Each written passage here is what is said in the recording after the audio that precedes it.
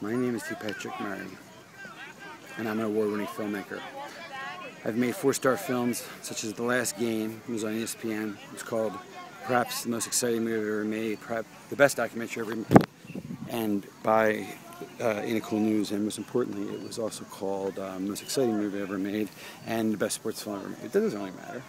The best one is the Ain't It Cool News. Critics have said it about my work that one film I made, The Last Game, was called the best documentary I ever saw about a critic. Anyway, it's really not about my filmmaking ability as much as it's about the message or the truth or what I presume to be true or what I'm alleging is true. Is it true? Am I full of shit or am I wrong? Is J.P. Morgan not an evil corporation? Are they not doing the illegal things that I'm saying? Well, hey, maybe I'm wrong. I admit that.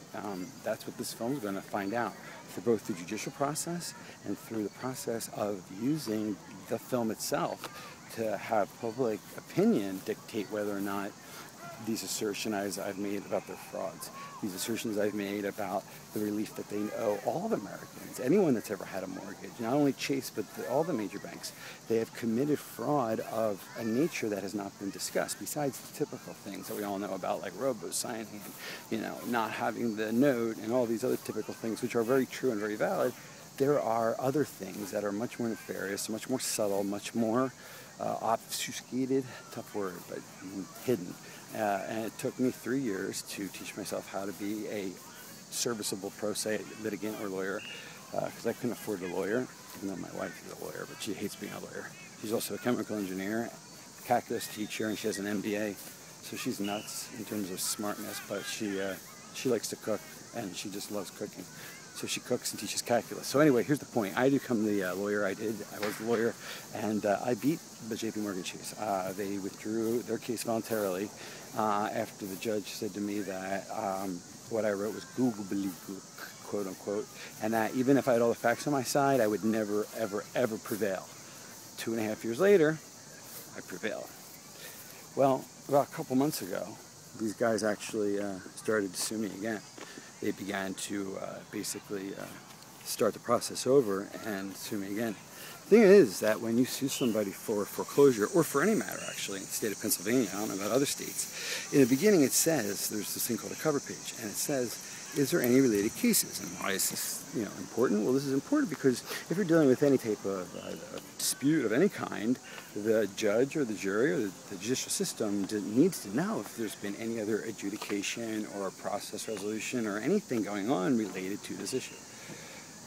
They lied and they said, no, there are no related cases, and they started a new one. Why? Because the one that we had done in 2009, which I beat them at, basically exposed them greatly to liability of both civil and criminal nature. And what were those things? What did I find out?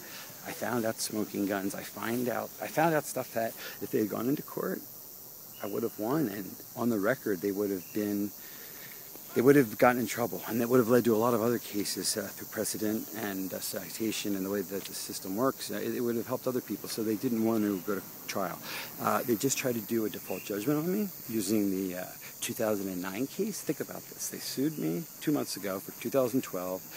I answered it. Well, I did preliminary objections. I'm dealing with the case. In other words, I'm in the thick of it, right in the middle. Preparing my answer, doing my counterclaims, etc., etc. And then after I blow them out of the water and call attention to the fact, too, from the judge that these guys are literally the attorneys, who I'm not going to name now, but I will, and the plaintiff are committing judicial fraud because they know that there's another case out there, but they don't want the evidence, the record, the discovery that we had engaged and obtained through the 3-year process. They don't want that involved. They want to start fresh and just try to squeak out a little, default judgment. Most times when people get foreclosed upon, this is what occurs. They get foreclosed upon, they get it, they shit their pants, they don't know what to do. So what happens? Well, then they go and, probably drink or do drugs or shut down emotionally, sleep. I don't know what the hell they do. The point is, they certainly don't defend it and get a lawyer. And I don't fault anybody because it's the scariest fucking thing that can happen to you. I call it civil capital punishment. It's losing your biggest possession you ever had, your house. So it's cool that someone would wig out when this happens. Here's the thing, though. From that day, let's say it's August 1st that I got this foreclosure notice. I had 20 days to do something. 20 days, less than 3 weeks. Do you know how quickly that goes by, especially in the summer? So the fact is that if you don't respond and do something in 20 days, guess what? They walk in with something called a default judgment, which they give you 10 days notice for, but you'll probably blow that off. So within 30 freaking days, within a month, they could have by that 30th day a signed by the prothonotary default judgment. What's that mean in English? You've lost your home within a month.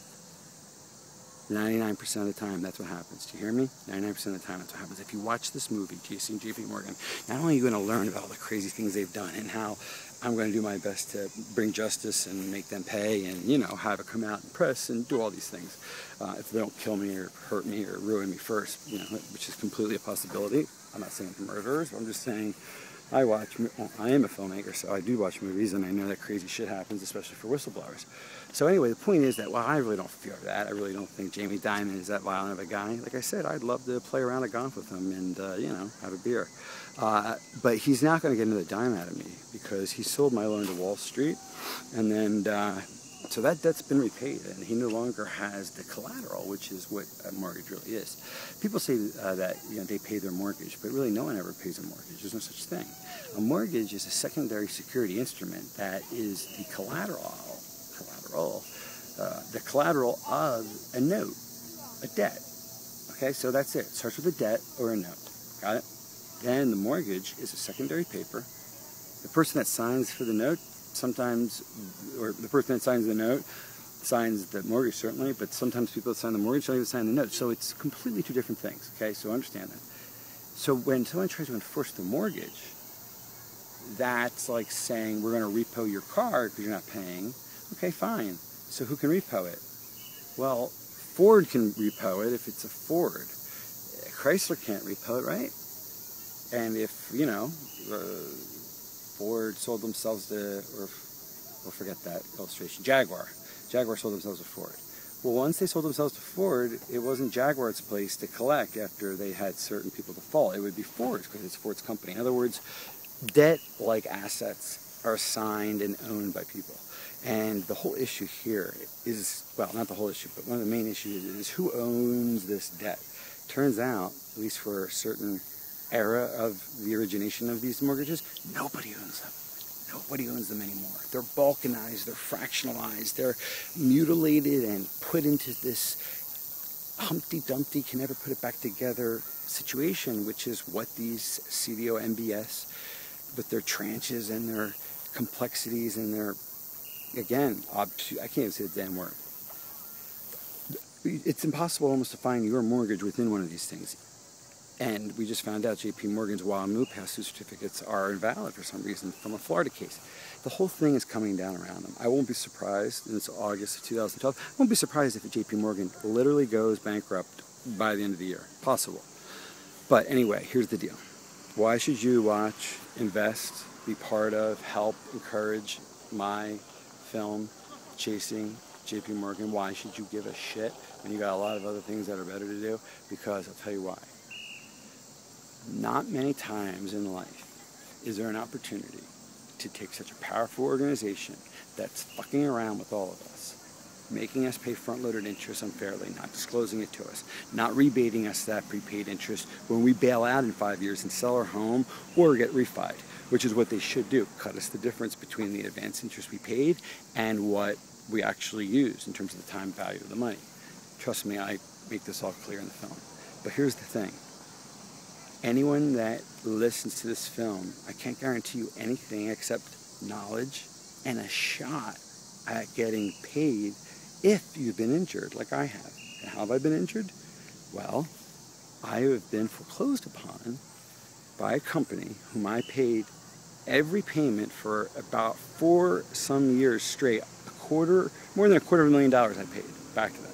Borrowed $600, paid them like $268, okay, by the time I had my first default, which was September or November, I think September of 2008, so 4 years ago. So I've been living without paying my mortgage because we've been in three cases, and this is the third.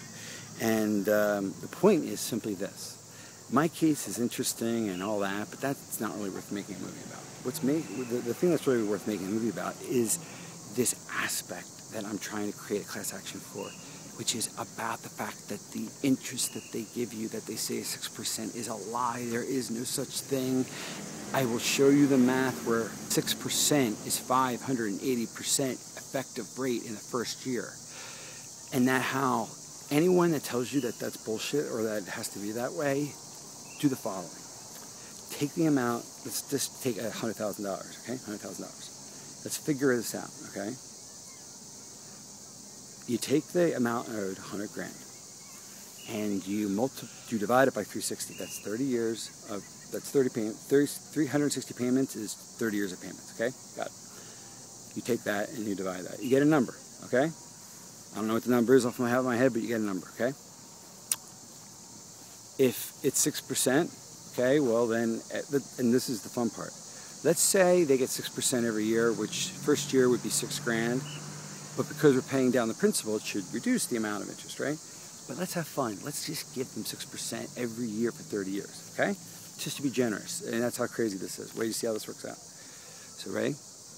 We got to pay the 100 grand back, and then we have 6 grand a year for 30 years. So 6 times 30 is 180. So we owe a grand total of $280,000. And 100 grand is principal, 180 grand is interest, which is, by the way, not a true interest figure. It is one that I'm just giving them and saying that there's no reduction in principal the whole time. They're just going to get that straight out type of interest, just to make it simple. Okay, now, take that amount of money we owe over 30 years and divide each by 360, and you'll get a number, and add those two numbers up.